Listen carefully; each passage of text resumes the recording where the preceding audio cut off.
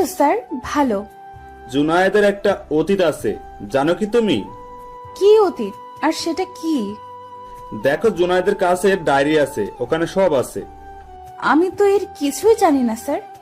জুনায়েদ, তোমার ম্যাডামকে ডায়েরিটা দাও। জি স্যার। আমি বাধ্য ছেলের মতো ব্যাগ থেকে ডায়েরিটা ম্যাডামের হাতে দিলাম, আর ম্যাডাম সেটা নিয়ে পড়তে লাগলো।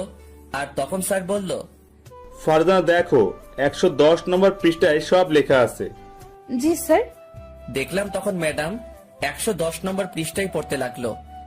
জুনায়েদ, আমার আপু যখন ডায়েরিটা তোমার হাতে দিবে, তখন আমি হয়তো বা হাসপাতালে থাকবো বা এই দুনিয়াতেই না থাকতে পারি।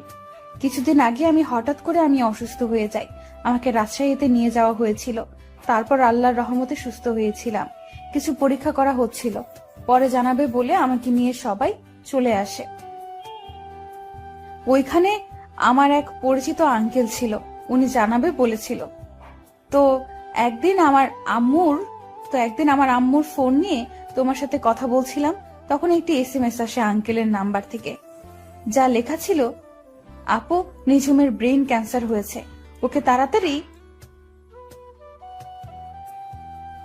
তাড়াতাড়ি বাড়িতে নিয়ে যেতে হবে, ওকে তাড়াতাড়ি ভারতে নিয়ে যেতে হবে। আর আপনার ফোন বন্ধ পেলাম, তাই এসএমএস দিলাম। আর ভাইয়ের ফোন তো বন্ধ।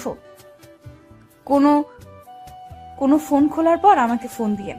আর ভাইয়ের ফোন বন্ধ কেন? ফোন খোলার পর আমাকে ফোন দিবেন। আমি এটা দেখেই কেঁদে ফেলেছিলাম। তখন তুমি জানতে চাইছিলে না কেন আমি কাঁদছি? এটাই আসল কারণ। আমি এসএমএস সিন না করেই রেখেছিলাম, যেন আম্মু বুঝতে না পারে আমি সবকিছু জানি।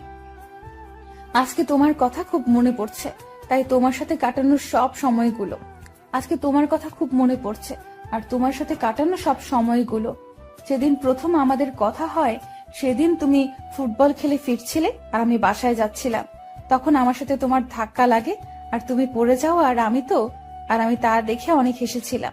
কিন্তু তারপর দেখি তোমার হাঁটুতে অনেকখানি কেটে গেছে, অনেক রক্ত বের হয়েছিল। ওই কেটে যাওয়া দাগ তোমার পায়ে এখনো আছে। তুমি আমার উপর রেগে গিয়েছিলে, কিন্তু আমি আম্মুর সাথে থাকায় কিছু বলছিলে না। আর আমি বাসায় চলে আসি। তারপর একদিন তোমার বন্ধুর বড় বোনের বিয়েতে আমাদের দেখা। তারপর তোমার নাম্বার নিয়েছিলাম, তোমাকে ফোন দিয়ে অনেক ডিস্টার্ব করতাম। অনেক দিন কথা বলার পর তুমি আমাকে ভালোবেসেছিলে, কিন্তু যখন শুনলে আমি ধর্মতে হিন্দু, তারপর থেকে আমার সাথে কথা বলতা না। তখন আমার খুব কষ্ট লাগতো। তোমার বন্ধুকে দিয়ে বুঝিয়েছিলাম যে আমি যদি মুসলিম হই, তাহলে তুমি আমার সাথে কথা বলবে নাকি। তুমি হ্যাঁ জবাব দিয়েছিলে। তারপর থেকে কথা বলতাম, আর তুমি আমায় শুধু বলতে আমি কবে মুসলিম হব।